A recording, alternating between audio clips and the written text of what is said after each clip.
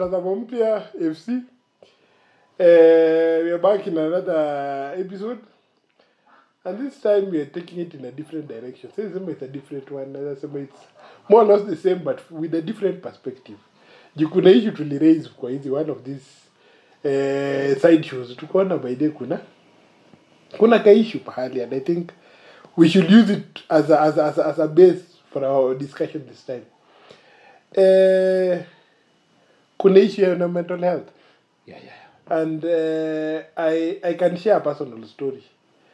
Anko yangu yani tunamwitaga baba mkubwa throughout my living existence, throughout my time on earth, amekuwa hajakuwa poa. Unaona? Haja tu to use the word anakuwa cheese, but we kwa cheese pia madami yangu, but amekuwa sasa yake ni serious. So he's always been, amekuwa yani ile, I think ako bipolar, I'm not sure, but he has a problem. Because kuna seasons zingine ako poa, kuna seasons zingine ako mbaya, kuna seasons zingine ako violent, kuna seasons zingine ametulia, so now he's an old man, very old man. Hata na shangaa vile amesurvive mpaka sasa. He's a very very old man. Nadhani ako karibu 90 something. So he's survived all this time, but one thing that Rush ulisema ikaniguza roho nikashindwa by the way. How we treat the country, how we deal with issues, we can derive an example from the way we treat the people with mental health issues. Wanasemaga Kibaki ndo alisema every market has a madman. Exactly. Why does every market have a madman? No. So I really came down and thought, by the way, do we actually, hata si mental health pekee, but let's use mental health as an example.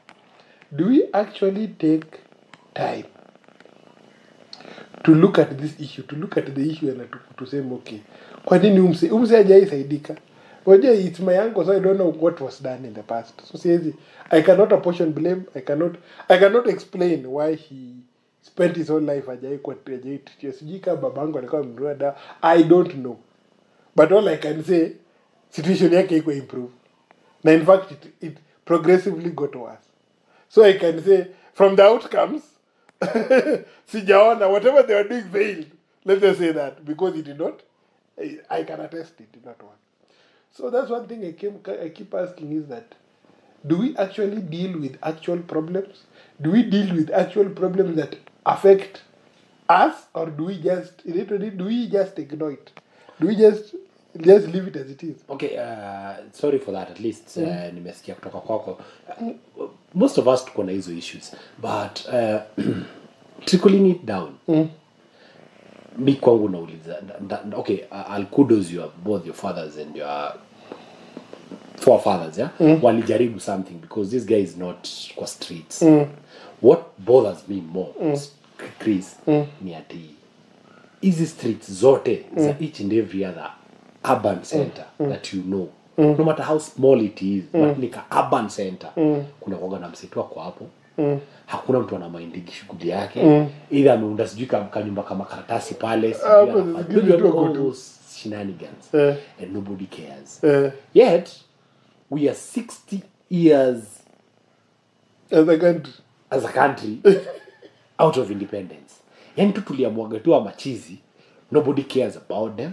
Nobody wants to know their wellness. But nasahau kitu moja, because mimi kuna moja currently in this town. Kuna moja. I don't want to name genders because inaweza tuletea ngori. But kuna moja. But mimi namkumbuka Chris. Uliwahi chapa mpaka job na yeye. Yeah. Meshika. Ile time ulikuanga huko President. Exactly.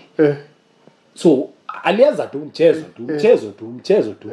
And then today he ended up in the streets. Na tuko tu tunamwatch tu na tunampita tu. Meshika. But story inaniguzaga mpaka sasa hivi. Kwa vile umeraise hiyo story hiyo mtu, I will not name names, because pia tuna protect dignity yake. Nilishuka, nimetoka Nairobi, nimeshuka hivi kwa mat. The first person nakutana naye ni yeye. Amekuja kuombaomba wasana shuka kwa mat. Nakumbuka this was a very brilliant young lady. So I'm looking at it and thinking, my friend, how did it end up like this? You get a point. So, but as a country, wewe kiongozi uko hapo wa kanisa, wewe kiongozi uko hapo wa kisiasa, wewe kiongozi uko hapo, trickle it down to the lowest point. Have you ever come up na initiatives za kuleta hata law ya kuprotect wasi wako hivyo? Because hii kitu ni ugonjwa. Back in my days when I was young, nikiwa katoi ilikuwa ni story na kurongo. But tumeadvance, tumenotice kitu moja. Hii kitu surely si kupenda kwa msee.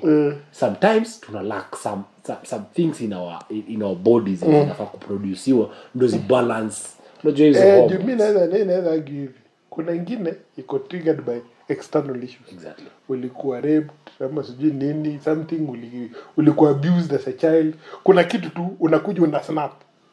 Na kuna ile inaitwa nini, genetic. Kuna wale wase wanakuanga na issue ya unapata kuna hiyo issue ya kuwa bipolar kwa familia, kuna hiyo issue ya kuwa na kuna vitu mingi, depression nini, unapata kuna zile genetic. Kuna kitu trigger inaamuka. So unapata huyu msee hamujai angalia, okay, huyu msee alichizi juu alipigwa. Ule mzee alichizi juu alikuwa alimada. Ule alichizi juu kuna situation ilimpata. Ama pressure the life, man. Luisa zingine hata unidi trauma kubwa.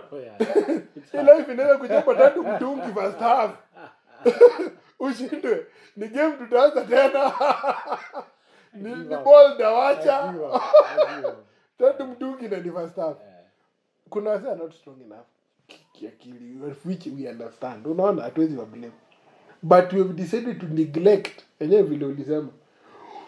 Usiiona yani a process. Machokosho at least wamejaribu kusaidiwa. At some point in our lives, tuliona Machokosho kijaribu kusaidiwa.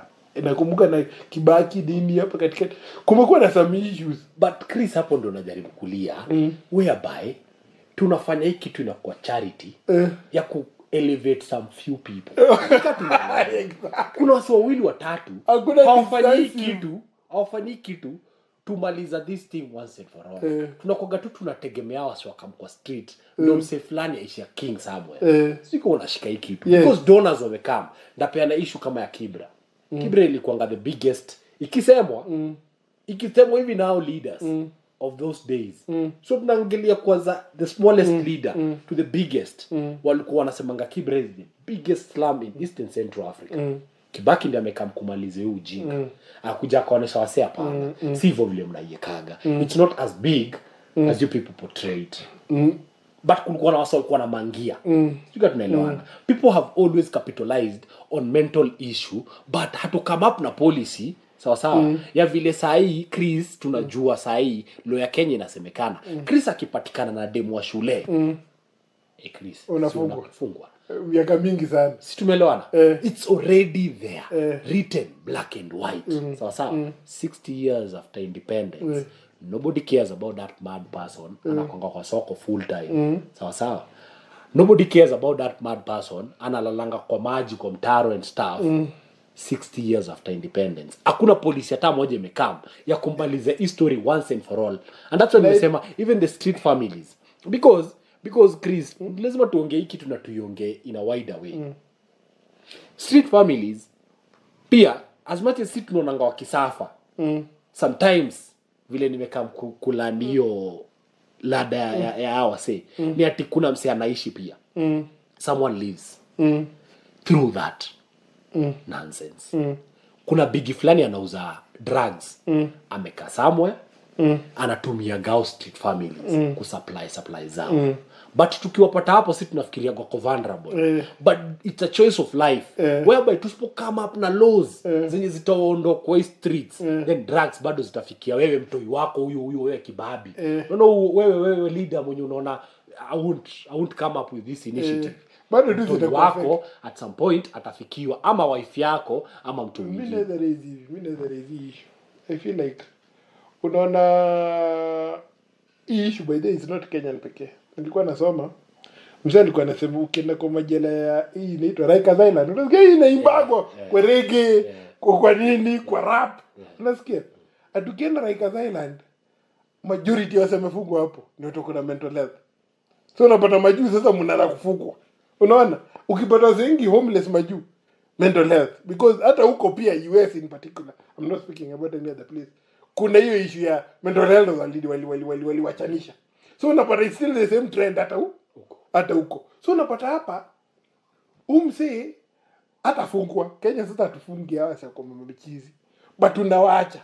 Kuna chizi mmoja mwingine alikuwa nikienda theater hivi na group leader nilikuwa naenda hivi. Na alikuwa anapanda every time. Tulikuwa tunakutana kwa njia. Nilikutana na huyu mzee for almost 7 years. Akipita tu na uchizi yake. So ukirizi na imagine mzee alikuwa anaenda wapi? Ametoka wapi? Amekula nini? Hakuna tu slippers tumeisha. Ameparara. Lakini unashindwa okay. Hakuna mzee amepita wase wote. Hakuna mtu ameona his plight akamua. Let's do something. First of all kuna wase hapo around. They have to take the blame. Mzee kwa nini mjai feel? We MCA bana mzee atafanyiwa nini? We MCA mzee atafanyiwa nini? MCA hajaifanya kitu. MCA anafaa kupressure the governor, anafaa kupressure the MP, anafaa kupressure the national government. Hawa sasa tutafanya. Unaona kama for example kulikuwa na ule mother alikuja mpaka amejipaka damu. Akisema story ya. I like that advocacy. Unaona vile it's so embarrassing. Hata mtaki kuniangalia. Na hii ni damu nimepaka. So imagine mtu ana go through this every month na kwa shule. Kuna ka advocacy. You know, something happened. Na hata kama hiyo whatever ikupea kama ilipass, kuna ka movement. Honestly mimi kurush mimi sina shida. Ati kuna ka effort msana make. Even if it does not work, at least ulifanya something. Exactly. You didn't just sit. You tried something. Yeah, and that's what nimesema from your case. Pale tulikuwa tunabonga. Okay, I'll thank your fathers. Okay, wanaweza wakakuwa kumpeleka because okay, don't believe mental health. Nasema sijui what happened. But it failed. No, either way, at least hawakumtupa. He still lives in the compound. And so what scenario is in case hakutakuwa na mtu kuendelea kumwangalia. What about the government? Vile tunasema leo hii pensions ziko. Tunaangalia hawa say in 20-50 years tutakuwa na pension, unajua? But umse mental health because at some point ata need your help akishazeeka. Do we come up with such initiatives za kuangalia okay hii ugonjwa si ya kuponwa, can only be managed. Okay, so how do you manage it exactly mpaka ile time at rest vizuri vile the same mimi pia naweza nikataka nikirest ni rest in peace. Unakumbuka last time ukiniambia you're 1 second away from kujoin your group. Exactly. You're 1 incident away from kujoin your statistics. Hata usiaiona hivi niko sawa. Unaweza toka hapo pigwe radi hapa. Usiatima. Wewe pia umeanza kutoka. So I feel like I think we do not Kenyans we do not have a problem solving attitude. Exactly. You raised that last time. We don't have problem solving leadership. That msaje ikaa chini akasema machizi tutafanya aje. Hawa si wanatembea hapo kwa barabara. Unajua kuna wale mpaka uko na majina. Ati si yule ni nani wachana naye. Nanishika tudansie. Unajua? Mpaka tumefika mahali we use them as our entertainment. Our cleaners. Mahali pia mnajua panafaa kufanywa any dirty job. Mtoa hizo uchafu. Ile mbwa amekufa pale mvute peleke huko. You know this guy will do. And it only touched me when I realized mtu mwenye nimejua all this time and I have hopes for that person amekuwa chizi kwa barabara. Sikatunaelewana. That day ikani strike. Honestly hiyo siku nilishuka mati iliniuma roho the whole night. Na imagine ni mzee bana. Na ni mzee nilikuwa na tumehang na watu wapiga naye story tumefanya naye shughuli 2-3. Unashinda man uko hapa kwa street. Exactly. Na si ati uko kwa street. Je, sasa tumeenda kuhang ama uko hapa juu umelewa? Juu ya mental health yake. Yeah, exactly. Which is health. Na hii ndio tunafaa kuelewa. Hii ndio kitu wa Kenya wanafaa kuelewa. As a society. Ndio nasema hii Kenya yetu ijafeliwa tu na leaders.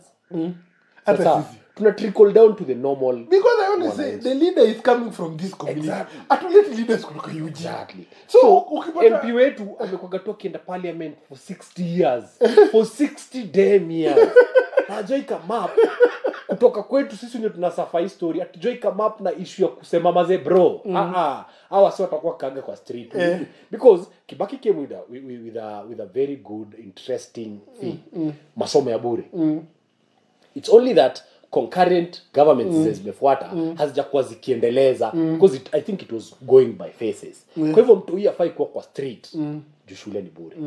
Then next tunafaa kwa tunajua shida hiyo nyingine ni nini? Ni food. Because ukiangalia pia introducing food in school imefanya ilifanya watu wengi kama sana Nairobi wakarudi shule. uliona kuna ule msichana I don't tuteke jina yake somewhere hapo kwa comments ni kwa anasaidia ndio amepata na Sakada, but she's been doing that for a long time. Nilikuwa namfollow kwa Twitter.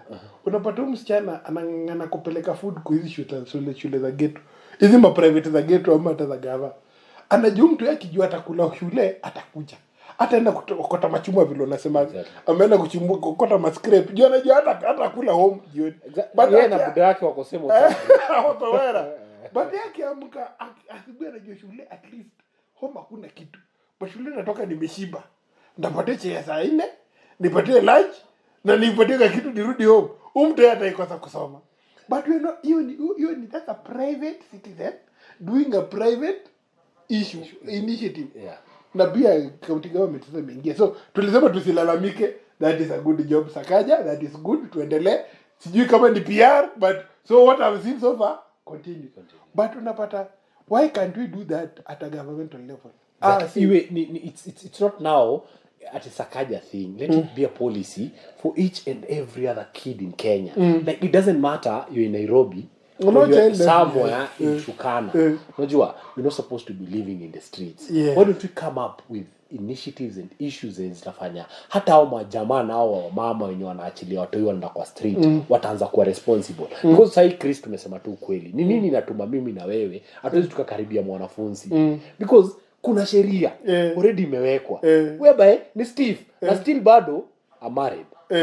So naangalia naanza kuexplainia aje mama yake. Inaweza kusonga. Wife ya mine amekuja. No, amekaa amenipata nimeshiko. Niko ndani. Will I start explaining? Because like, it's embarrassing. It's black and white. Menishika. But kuna and that's why tunafika mahali tunaanza kuona men are controlling their behaviors. Because at the end of the day msi anajua ni mtu wa shule na nikipatikana na yeye na si mzazi wa huo mtu itu ako tumeona kadhaa msi antololo jo it has been in the news unapata msi sijui alienda akaenda lodging akakomboa place akaingia na mtu wa shule au wasi wenye wako tu hapo wakariza sasa na kidogo msi ako ndani so itabii imeende kiisha and that's why tumeanza kukosa vitu kama hizo kwa society. So mimi najiuliza when it comes to mental health and people living in the streets, why don't we just clean this thing up once and for all? And I think we go back to cartels again. These so-called cartels nandarudia tena that MP of yours that president of yours that CS of yours ndio cartel. Because kuna vile tumesema tu vizuri hapa Chris ukitrickle down unapata kama ni prostitution trust me Chris, endo usimame leo you want to be a prostitute somewhere. Uone vile watakubitika. Watakupea chai, you need to follow some protocol. Sijika tunaelewa. The streets are weird. Yeah, we need a matatu kwa circulation. Actually today here in town. Enda upate hizo base zenye unaonaga za watu homeless. Do you know base A cannot go to base B? Yes. They cannot interact. There's a system. Ni society fulani. Na kuna system ina run society. Na wakipatana mahali pamoja wakiwa wote, it's gonna be war. Why? Because there is some resources zinakuwa zikitembea. Sawa. Kwa hivyo kuna msee mahali ameamua hiki kitu itoaisha ndio nishi kukulia. And it's so saddening juu tunarudi trickle it down to mpaka wase wameanza kuimport. No, tuna import even viwete. Bas. Yani unapata I think there is no profit. Vile nimesema there is no profit without procurement. Exactly. Msee anakaa hivi. Unajua until now msee hajafikiria kitu atakulia na hao machizi. The minute msee anafikiria vile ndakulia, so mtakreatia ka policy na hiyo pia ita resolve the actual issue. So nakumbuka wale machokora walibebwa wakatupa kwa forest. Nakumbuka. You remember? Yeah. It was just a few years ago. Yeah. You remember that? County government of Nakuru. Ikabeba wazika watupa kwa forest. Then ikapelekwa hivi story ikaisha. Na walirudi wakajirudisha sijui walirudi jana. Walirudishwa wishers walienda wakawapata kwa rudisha. But at the end of the day bado tuliwacha tu kwa street. Sika tumeelewana. Nimekurudisha nimekudonga kwa forest, but nimekurudisha kwa street. Nimekuacha same gori. Hatuja come up na permanent solution towards this. Because pia naweza sema ziko interlinked. We like to say things up. Inaitwa intersectionality. Watu wasomi wanakuambia inaitwa intersectionality. shida hii ina create shida hii, alafu zinakutana zina create HIV. Unasikia? Vinazoa HIV, si unajua inaleta hizo magonjwa mingi zinakumada. So hizi like an HIV hiyo intersectionality. Unapata mse amegrow bonde. Masaka amedead. Hana amegrow in poverty. Sasa hakuna kitu ameinherit hapo. Masa amedead, alikuwa anaishi kwa nyumba ya watoto, ametupwa nje. Ataenda wapi? Unaona? So poverty ya Masake ndio imeleta hii issue. Hii poverty hujai deal na hiyo nayo, unaona? You just feeding the beast. So unapata tu msame chiziko barabara. Hata kuna hosi unaweza mpeleka hapa local. Kuna hosi, kuna treatment. Unajua some of these things mimi naweza sema, for example, mimi hata ndashare Masango pia alikufa na cancer.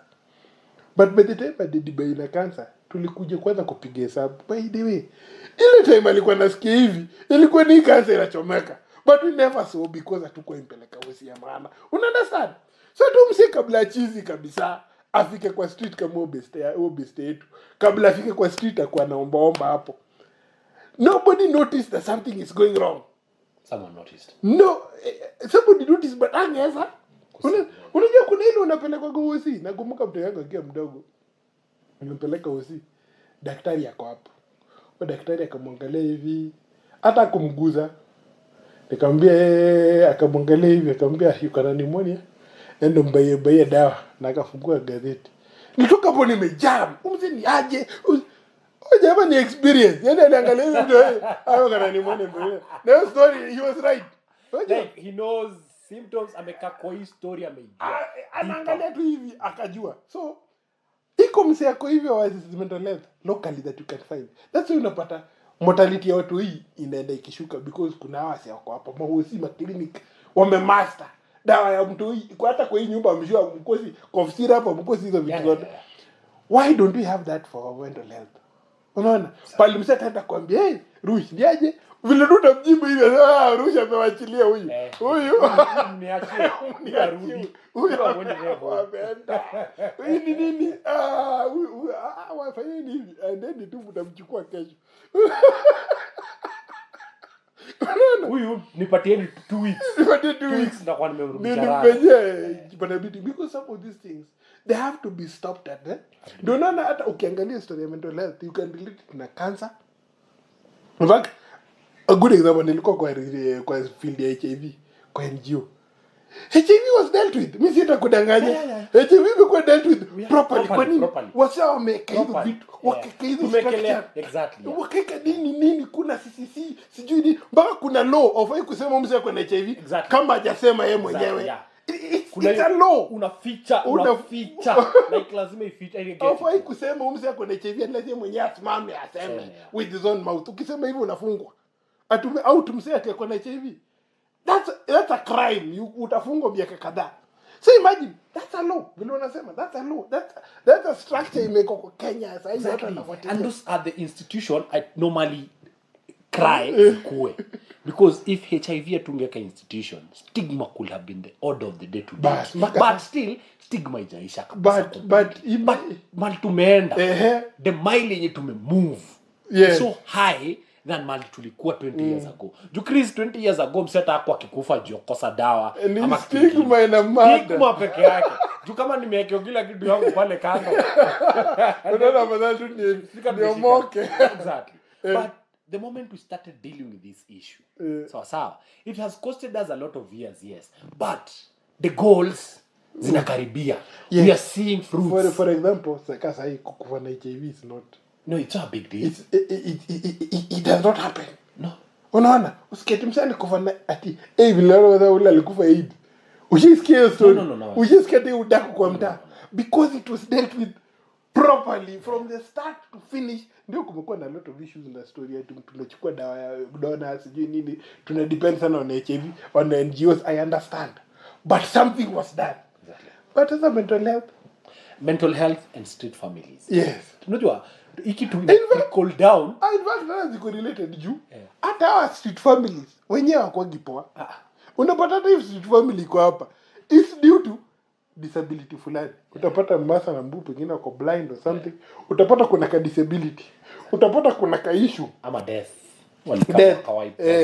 Unaona? There's always a reason behind it. Uncle ya mine alichukua shamba after my parents died. Bas. And then huyo mtu ikabidi ameenda kwa street. Bas. Yani Tunaongelea kuhusu, unaona kama sahi it's not, unapata kama nilikuwa nikicheki, there was a time I was interested na hiyo story and nikafikiria kuiangalia and I was a person of interest, yeah. Nikafuata nikapata ati kuna mtu huyu ametoka all the way from Eldoret amekama hapa.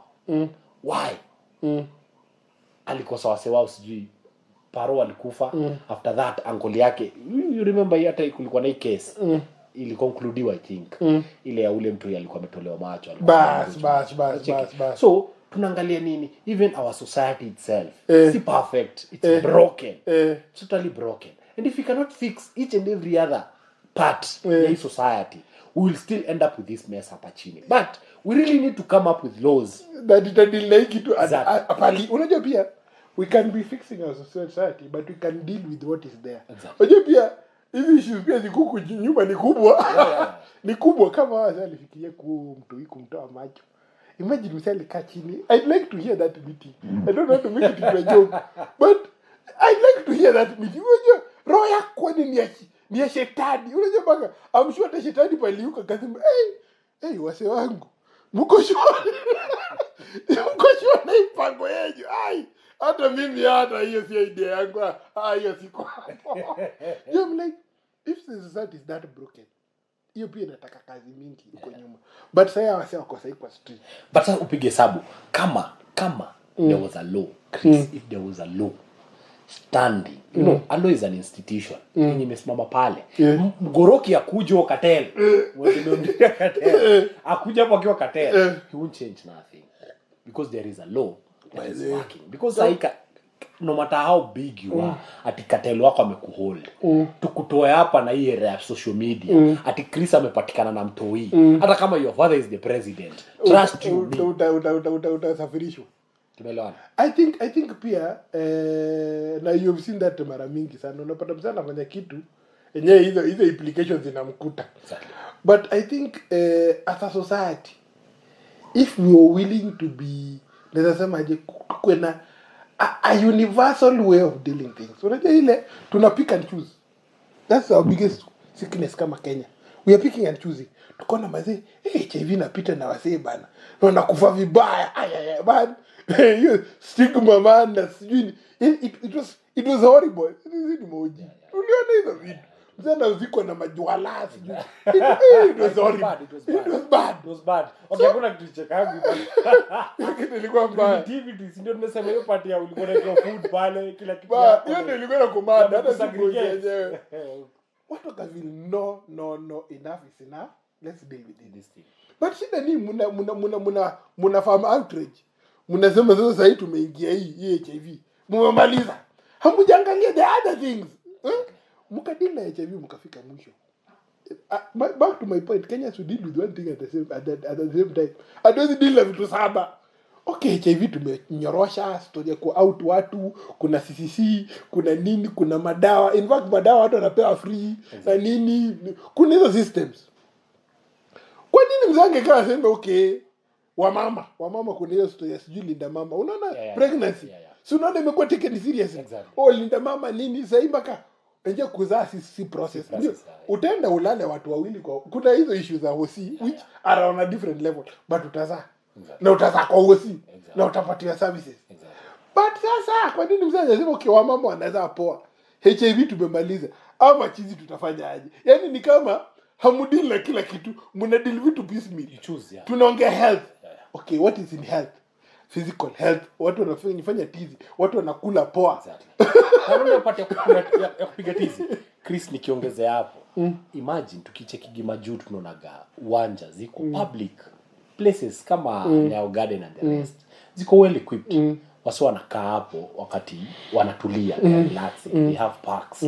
They have football. Unajua those two semi football pitches. Tunataka to fast football. Unajua basketball, unajua netball, napata wasi wanacheza volleyball kwa streets. Sababu nini tuliacha hizo spaces? Like here Nakuru. Anza tu ile section yenye ilibomolewa ya reli, anzia roundabout ya KFA. Sawa. Kuja mpaka roundabout ya hii nyingine ya Sigma. Sawa. You place yote tumewaste tu. Yes. Yet we can put Mukeke itakulwa ndugu yangu. no nasemaje no Rusi situki kwingine pia Rusi nilishakwambia hiyo siku.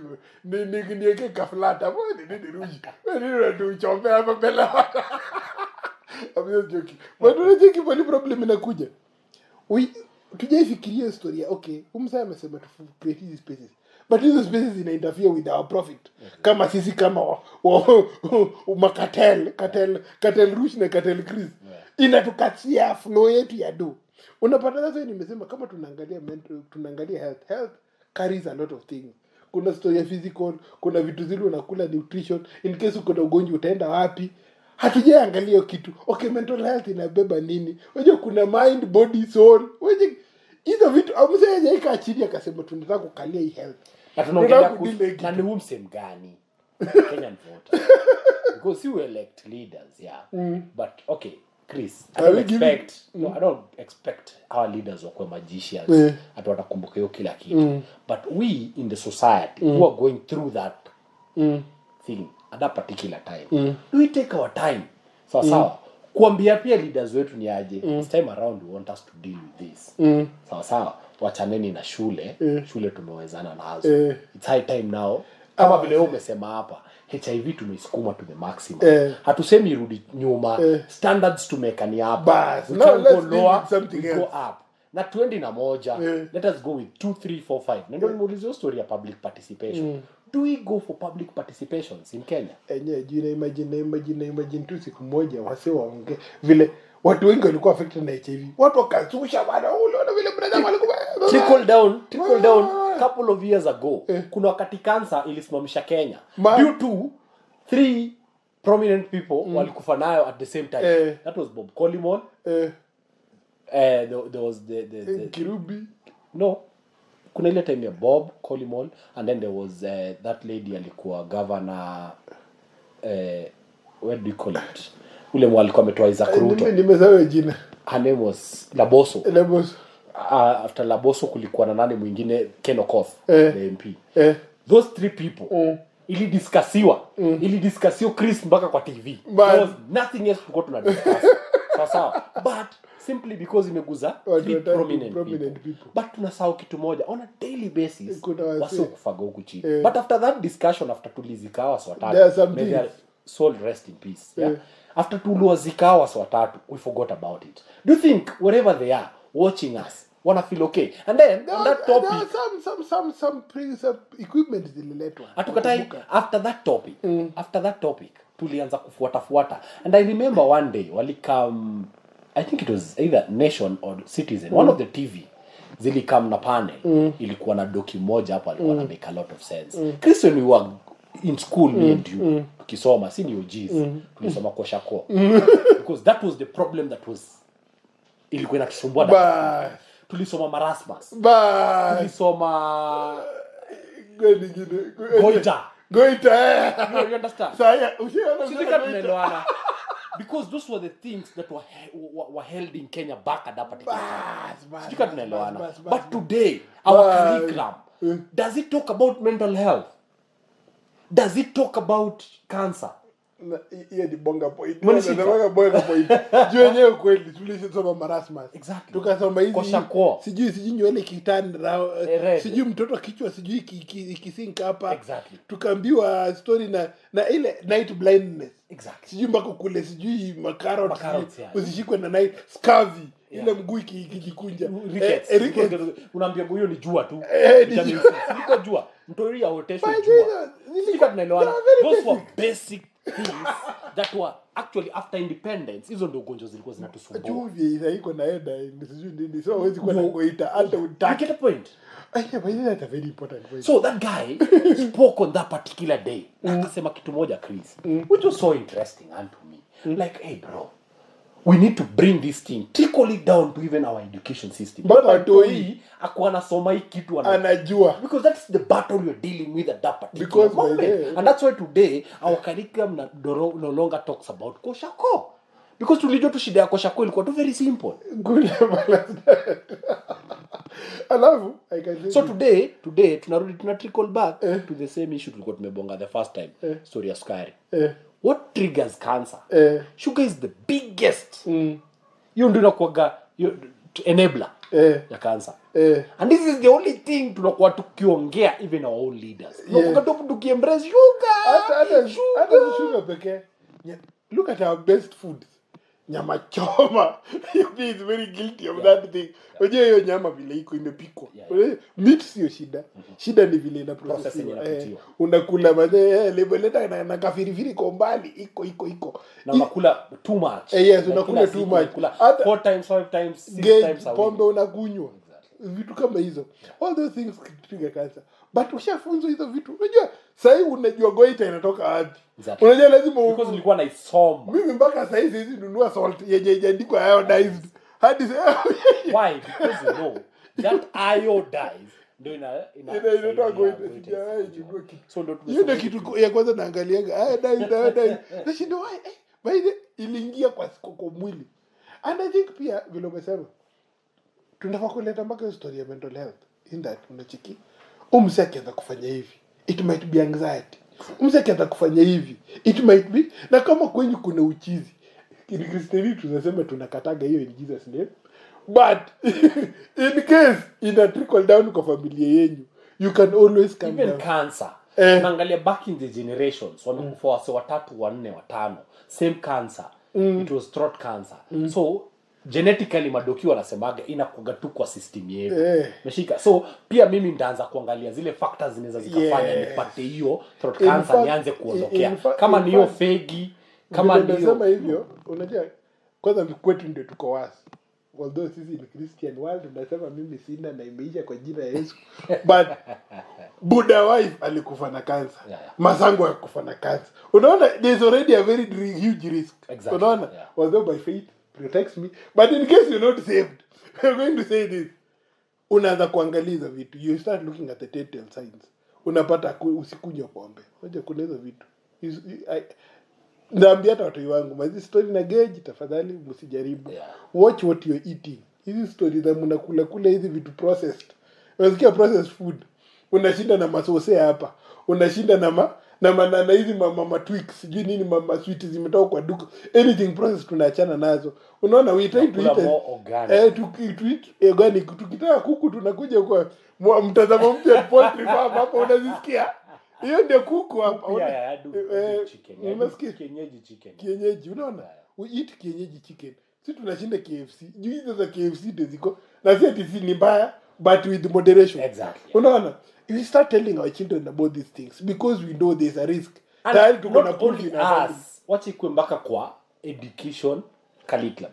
Whereby uko akisoma hiyo kitabu, akisoma hiyo textbook anakuwa akijua yes KFC ni tamu. Yes chicken ni tamu. But unajua but this junk food is not nisikule sana for me daily. Ni food ya kuenjoy, si food ya kukuliwa tutengeneze nao mwili. Because at some point mwili yangu inafaa kutengenezwa ndio iweze. Nikule balanced diet, but unajua mnafunza balanced diet, but sasa mtafunza au hatafunza balanced diet na goita na kwa shako au anafunza balanced diet na cancer, balanced diet na diabetes, pressure. Unajua hizo vitu watu walikuwa tulifunza because they were not part of us in our generation, but now they are part of us in this generation. You got naelewana Chris. So it's high time for this Kenyan, unajua hii atu blame leaders ndio tuliulizana tulitoka wapi. This is a systemic issue. Exactly. That has been there for a very long time. Mpaka sisi wenyewe wenye tunafaa kwa because I believe MP to represent. Unajua nili hatuwezi tukachukua the whole of Nakuru town ipelekwe parliament. Basi itakuwa shinani gani? But bado wako na ujinga. No ndio nakuonesha hata tukipeleka ndio nataka kuonesha sasa. The law wali trickle down wakaona hatuwezi tukachukua Nakuru town east yote tupeleke parliament. Tutapeleka mtu mmoja. Tutapeleka mse mmoja. So mchague. That's what walisema. Chagueni. The elite of you. But mse afai kuwa kiendaga na agenda zake.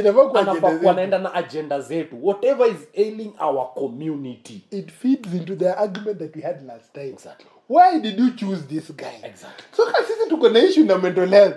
Mse mwenye ata mention the two words mental health. Kura yangu ni yake. Hata tushasema hapa kura zetu siku hizi za mental health. Sema mental health kura zetu tunapata. And we want it to progress. Like unaanza si ati useme tu mental health kupatie kura ndio ulale, we shall deal with you. And then tunafaa kumaliza hii culture in Kenya. Whereby tunangoja leader aji waste 5 years. 5 years is a lot of years. 5 years Chris tunaongelea kuhusu, let me be specific na life. Unajua life ndio inatumaga to feel ukweli ya time vile imesonga. 5 years tunaongea kuhusu dema kona ball na mtoi ako PP2. Ni PP1. PP1 sorry. Ako PP1. Huyo mtoi ameanza kuenda shule. Sijui kama tunaelewana. By the way, let me give a good example. Uhuru akiingia ndio mtoi wangu akazaliwa. Exactly. Alizaliwa Uhuru akiingia. Yeah. Unasikia? Yeah. So, by the time Uhuru amalize, mtoi wangu anajua ile ni Uhuru akwa story. Unasikia? Exactly. Imagine alizaliwa Uhuru akiingia. Exactly. Huyu ni mtoi sasa, this is a grown child. She's 10 years old. Anajua Uhuru Kenyatta. So imagine hiyo time. You get the point? You need 10 years. Si tunaongelea kuhusu. So that baby is 10 years old. That's a child you can have an actual conversation with. Sijui kama tumeelewana. Please. And then we are taking things for granted. Jupia first born wa mine is a phone. Alizaliwa that particular time. Uhuru Kenyatta akiingia. 10 years down the line, mtu hii sasa kwa class 5. Anaenda class 6. Imagine. And niko hapo nikingojea Uhuru at waste to the core. Culture hiyo time ya voter inafaa kuwa let us remove them in office before 5 years are gone. Kama hapigi job na the first 1 year, let us not even argue. Tuanze kupetition. Bro, songa. Lakini hiyo itafanya wewe. Subari wa mama ikuja siku na ngushi. Asimjui. I don't know this nigga. Hata tunaenda tu kwenda. Unamwambia ni president tolewe. Asijasema. You get a point. Sema UDA 10 20. But I get your point. These are because second fan out of fear. But point is, me si target mse moja. I'm not gonna say an individual. Mimi nimesema all leadership. Tunaongelea mpaka kuhusu ya church. Sijui kama tunaelewana please. Huo pasi wenyu amekuaga yeye sasa ndiye anateka mademu. Sijui kama tunashikana. Kila demu akikuja church hapo na ball.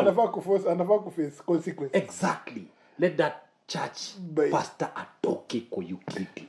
Unajua tutoe huo mwalimu ni headmaster yeye anatupatia good grades. Sawa. Lakini anafanya vitu ya hiyo shule. Trickle it down. Tusingoje mpaka 5 years are gone, 10 years are gone, tunaanza kusema hapana huo mtu. Life is not stopping. Alipromise atadili na hawa wako kwa street. Hawa ni machizi. Na hajaanzisha kitu yoyote the first year. Sasa ni 2 years down the line. Tumeshinda tukigonga hii mlango yako. Na ujue by the way mwambiaga watu. Kuna best yangu JP eventually if he ever gets to see this, JP alikuwa anasema haujaformat akili ukeka Ubuntu. Unajua kuna ile OS ya Microsoft kuna Ubuntu. Haujaformat akili ukeka Ubuntu. Issue ni I know that umse mwenye angalia historia ya inaitwa nini ya street families na nini na alisema atafanya. It means pia hizo vitu zingine afanye. Unajua huwezi kuwa I'm a good leader wa kuunda mabarabara. I'm either a good leader or I'm a bad leader. There's no middle ground. Hawezi sema ati sasa ati unajua kwanza ile kitu ndachukiaga ati Uhuru si mbaya ni watu wamemsurround. No, Uhuru ndo tunajua, mimi sitaki kujua wasi wengine. Hata kama tulielect yeye. Hata unasema ati baba anakuwa bad advisor. Baba ameshindwa 4 times. That's his fault. I don't want to care whether son wake sijui alifanya. Unacheki? That is the same issue. Unaona? Umse amekaa hapa for 3 years. Hajaniletea historia umetolea hajadili. Hajaanza. Okay, hata tusiseme ameifanya. Hajaanza like unajua okay, Chris mpiga job na NGO. Tunajuaga. Unakuaga na what we call kupanga kazi. Like unakaga chini. Kuna program, kuna objectives, kuna goals. Exactly. So tunafaa kuanza. Umse ameanzia wapi? Unajua amepeleka hiyo sheria bunge. Unajua like si ndiye ameangusha. Kuna first imeanza kufanya nini? Exactly. Sijui committee of the whole house. Exactly. But tuko hapa trickling tunabonga msee ati tumwache tu 5 years si nyingi. Bro, nimequalify 5 years ngapi? Mtoto ameshika ball, akazaliwa, akatembea, akaingia shule. Sasa anasoma ABCD abakudu. Really? Na bado tunangoja vitu zikuwe sorted. Enyewe because naona hiyo point yako and we have to put this across. When somebody knows there'll be consequences, anaogopa. Exactly. Imagine if tungeamka siku moja, unaona kama hizi countries kama Italy inanibambaga, although ziko chaotic siku hizi hizo countries. Italy kuna country gani nyingine ile unapata Brito. Sasa umeona crisis wako na. Huyu jamaa kibo anachujwa. Ile no, this guy is not working. Cameroon was there. Toka. Kwa huyu mwingine alikuwa Boris Johnson. Toka. Next side kuna Toka. Sasa mpaka ni ule muhindi. Because these people are dealing with issues. They're not waiting for 5 years to someone atupeleke Misri. Sasa tutaanza kusema Musa. Unapata umse if he knows these consequences are there. Akijua mimi na rush tutalobby through hii platform yetu, tutalobby mabeste wetu, tutaenda tao to lobby mabeste wetu, tutaenda wapi to lobby issues mpaka chujwe hapo, ata take action. But if somebody does not have, unajua msemaga motivation. Sasa tuko motivated kufanya kitu because we like it, number one. Tuko na day job, so hatunaga issue. We're not doing this for food primarily, but mkitaka kutupatia M-Pesa iko hapo tu ni 07. But at the end of the day unaangalia if we knew there were consequences, kuna vitu zingine tungekuwa tunafanya, tukijua kama tukitaka hapa na kuna kazi atufanye somewhere else, hatungekuwa tunashoot video. Exactly. But because we have organized our lives that we can shoot these things as a hobby, as a pastime, unaona ina work. It's the same thing na MP akijoke. Mimi hata nikikaa hivi nimejiekelea hivi relax ya 5 years na kutakuwa na consequences. Sasa relax. Ni MP gani wangapi wameingia na wakanyamaza bunge hajafanya kitu. Exactly. Akapiga tu stamp peagwi. Na si ati ni doa peagwi ya development. Na hiyo do inakuja mwaka moja inarudi back to. Unasikia timu sana anasema unapata msanii alikuwa hapo 5 years aliongea mara 3 kwa parliament. Exactly. Hata hajai move bill, hajaifanya nini? Mpaka mimi na tunaongelea kuhusu sijui kama tunaelewa na Chris. Tunaongelea kuhusu bills ambazo ni nyingi sana in Kenya. Tukianza ku trickle down bills sahi, tukianza kuzi trickle down sahi, tukae chini tu trickle down bills, tunaweza tukamove in parliament. Zitafika so. Baadhi Meshika. But tunapataga tuko tu hapo, you're talking about sugar. Ama unapata ni maside show zinyi ziko nje. Ndio tumesema we're talking about sugar. Sugar which is not a necessity into our diet. Let me put in another issue. Unapataga watu wanaenda kuta ile kulikuwa na time bado iko KBC sijaona a long time. Iko parliamentary proceedings. Sina kwa TV. But mnangoja tu kwa parliamentary proceedings kule. We, wameleta finance bill. Woi, check. Wana kama itaangushwa. Unaona? Tuangaliagi vitu sana ongeaga dini every other day. Exactly. Kuna kabila unataka kufuatilia yenye haufuatilii unajua muda watu wanaionaga kama ball. Cheki. Ni mpaka hata sasa Raila alitoka na ile persona ya announce ball ati nani akakata because that's how we look at things. Exactly. But sometimes unafaa kuangalia useme mimi nilipushu mse apush hii bill ya coffee nataka kuona imefikia wapi. Umse nilimpush apushi bill ya mtumba amefikisha wapi. Imefika first reading, imebouncishwa. Alikuwa hapo kuimove. Ilifikia wapi? Na unapata kama unapata kwanza ile time parliament kuna sembao sijui sio 30. Unajua parliament iko na 40. There is a time parliament inakuwa almost empty. Mpaka wanasema bana ring bell waite nje. Wako wapi? Yaani tuliwapatia luxury because kiangalia parliament inakuwa na tukafe huko sisi resto. Tuliwapatia luxury and if people actually pays almost zero. Unapata chakula sijui ni 30 bob, sijui 50 bob, sijui so. Sijui anchwani. Na chakula nakula ni 5 star. So mzee ataliendanga tu parliament kujibamba simply because of what tukirudi pia tukitrickle down mpaka waso hapa chini tunaongelea kuhusu public participation tunaongelea kuhusu the bills we are supposed to be pushing priorities that are supposed to be bills that are on our level. Au kupenda Elizabeth but Elizabeth alisema Elizabeth tena wewe ni mtu wangu just joking. Elizabeth alisema ati kumekuwa na a lot of promises. Gavana wakuja iseme we ni sawa tupemes we need to prioritize. Even that point I liked it. Akasema tuseme basi tulisema tutafanya hizi lakini itabidi tumefanya hizi 5.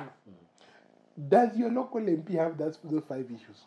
Anasema mazi mimi nimesumbuka parliament, niliweza kumove hizi bills mbili. Exactly. Hii kapita, hii ka bounce. Yeah. Lakini li bounce juu watu UDA walikuwa na understand, but I tried. Story ya street, unajua some of these things they are not political.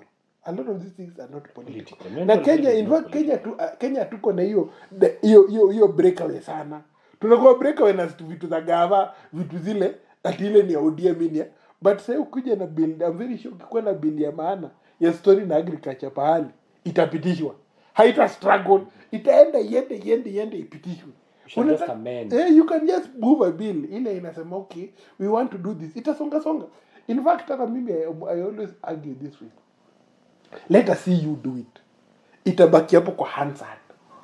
You can always, somebody else can come and try it again. Ama unaweza kuja na bill ya mental health na street families yenye jawaka. Rush wa sijui ya Nyariba Richache atakuja sema by the way, I like that bill. Acha tuongezee hii, tutoe hii, tuweke hii, tujaribu kuimove tena. Kangata Irungu whatever anaitwa Ichungwa. Hakuna ujinga. But unapata Ichungwa pia alikuwa affected na mtu fulani. Atasema by the way, let's do this. Tutoe hii government afford you, tupitishe hii kitu ikuwe ni illegal. Unachek, eventually something will be done. Vile nimesema story ya HIV, eventually something was done. Watu walikuwa wanafanya stigma ni nani sisi? Exactly. Watu walikuwa wanasema hata nakumbuka ile ngoma ndio nilikuwa naambia ile ngoma ya akina Longomba. Yeah. Ati wanatuacha, wanago. That was ilikuwa na a lot of stigma. Yeah. Alafu wanasema utaishi fiti. Did not make sense.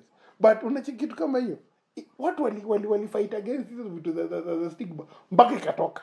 Mpaka ikakuwa illegal. Mpaka ikakuwa nini? The same thing. I'm very sure kuna msee alikuja na bila ya HIV akafukuzwa. Kuna msee mwingine alikuja na idea nyingine akafukuzwa. Eventually somebody else ataingia. But are our MPs doing that? Hiyo siku ndio utapata watu kumbao. Watu wako 15 kwa parliament. Speaker kwanza anagawa shamba. Yes. Because to them is an issue. And it's becoming an issue because I will affect. As I said earlier, kwa hizo clips zingine, most of our leaders don't live hapa chini. They live a certain life, a 3-star, 5-star, unajua, 10-star life. But wanajaribu connect na sisi, but they don't know even our problems. So kama sisi wenyewe hatuwezi tukae, hata kama hatuta elect huo msee mwenye anaelewa, but at least huyo mwenye haelewi tunajaribu kumleta back to our problems. Like bro, I think I like Kivutha.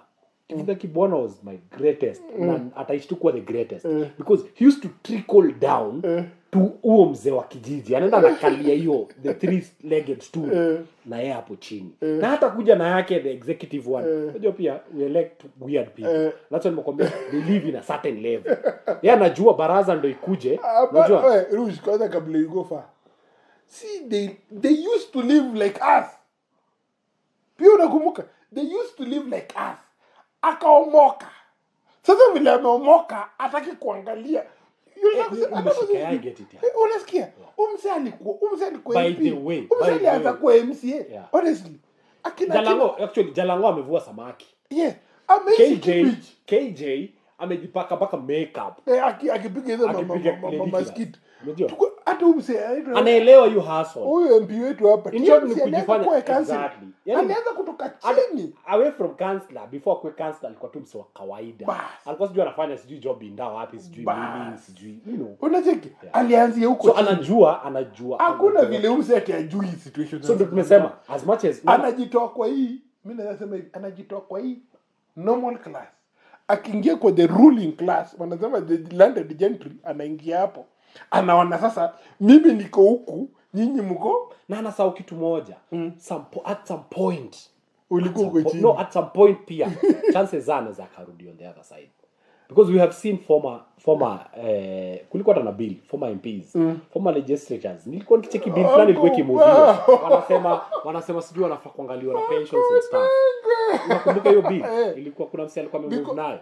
Anasema walipwe poa sijui wapatiwe nini. Watarudi. But issue yangu ni ukiingia kwa ruling class ni kama akili yako inakujaga.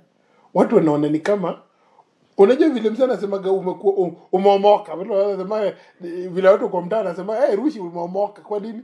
By saying umeomoka inamaanisha umetoka kwa hii plane umeingia kwa hii plane nyingine, na wenye uko kwa hii plane unaweza kuthink in a different.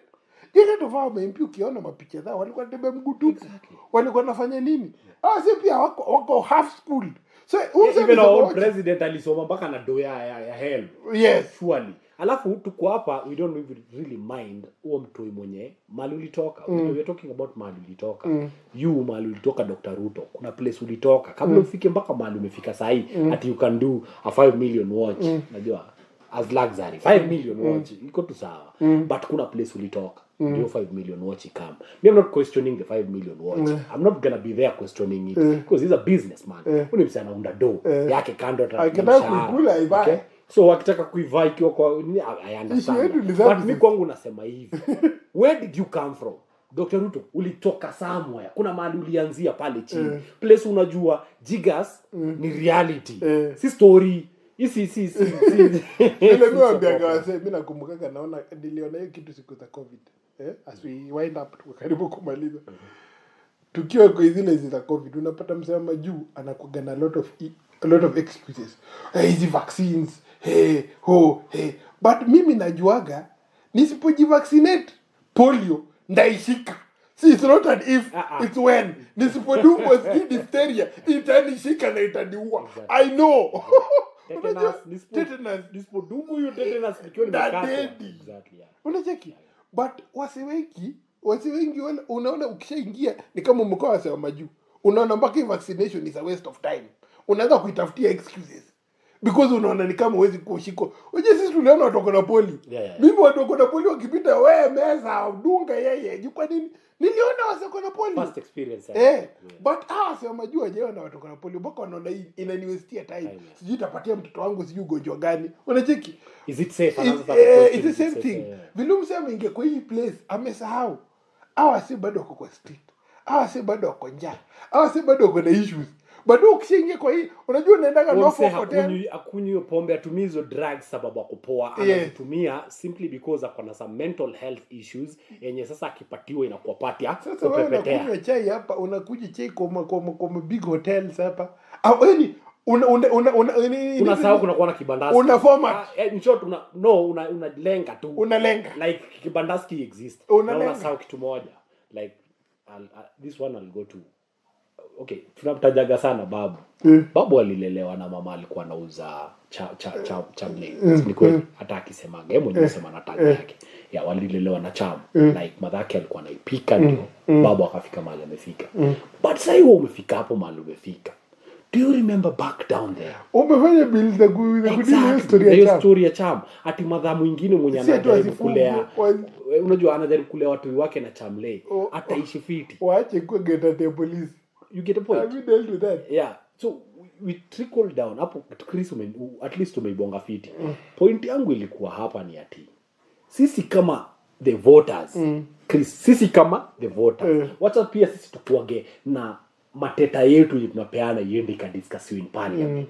CMP tu anaamkaga tu asubuhi yaenda kulobi finance bill ya Dr. Ruto zizi bro. Tunataka pia yeye atoke aende ya Dr. Ruto imepita sawa ama imeangushwa sawa. Sasa mimi niko na yangu nimekaa mimi msi wa Nyandarua nimekaa na story ya maziwa umeshika huyu mse mwingine naye amekaa na unajua and I said that in the first episode isemekane mimi nimeleta issue selfishness mimi ni mse wa Nakuru East nataka Nakuru Town East ikwe na hii ni push I want these bills naona towns like this need this.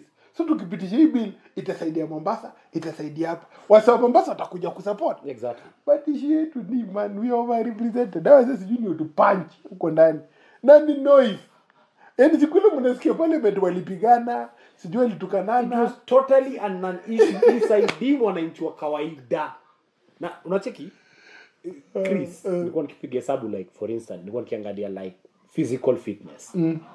If today away from our studies because okay kuna msi anaishi Njoro study kwa hapa Nakuru East kabla afike study why don't we put and open up even schools unajua zikuwa get in place wasa wanaweza wakaingia kukiwa na protocol baada ya shule watu hiyo wametoka ati hiyo uwanja inaweza Ama ikatumia na public ya hiyo ama weekend, unajua like kama kuna policies zinafanya pia our physical health inakuwa tu something of importance. Angalia kama leo hii most of our elders in major towns wanaumia wakigongona manduthi na mabike simply because of what the boomer generation haikufikiria vile itaacha footpath.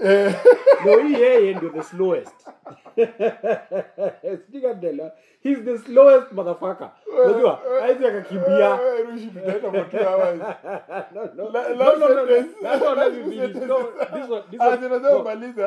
No, atumalizi kwanza.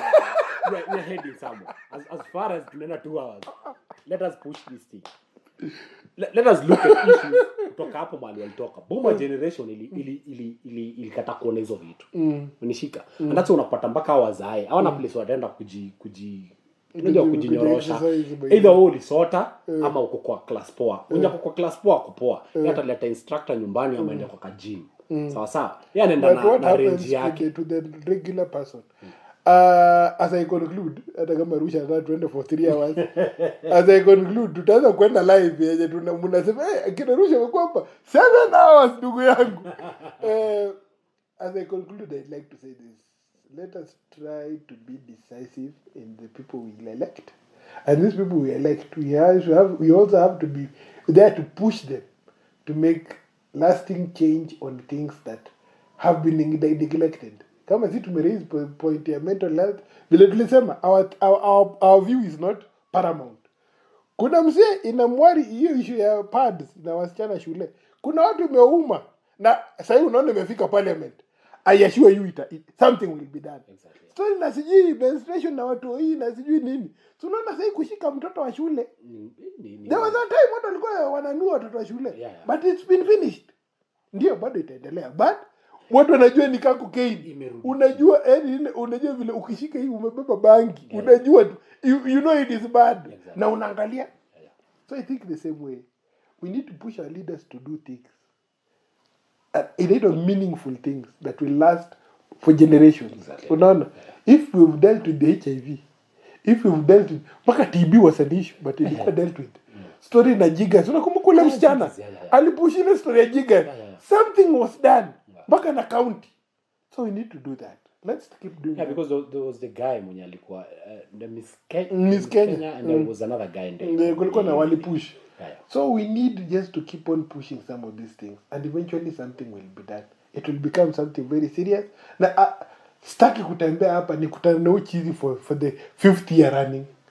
Juu unajua mimi sijui kule ametoka. Nataka umse ndio vile Rusha amesema hizi pona.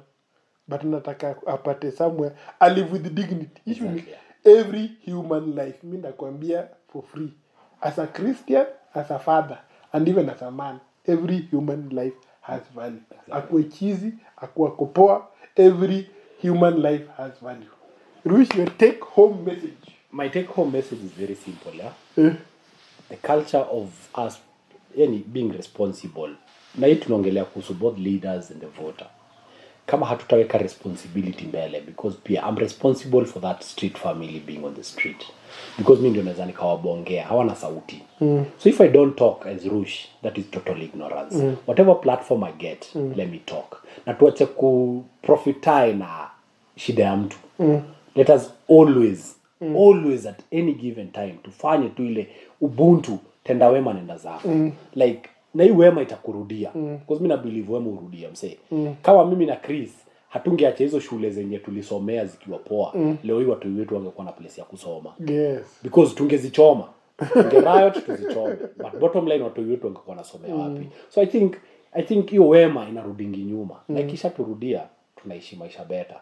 And I think it will be a happy place, a happy country. Because mi kwangu nitasema kitu moja. Hizi shenanigans zote za kwenda kutafuta dough huko nje, kujaribu kucreate job na investors wa nje. It's a side show to me. Because we can create our own industry. We have our own money. Na kitu moja inanifurahisha na Kenyans. Kenyans are hardworking people. Ukiangalia wa Kenya wakiingia shamba, they produce.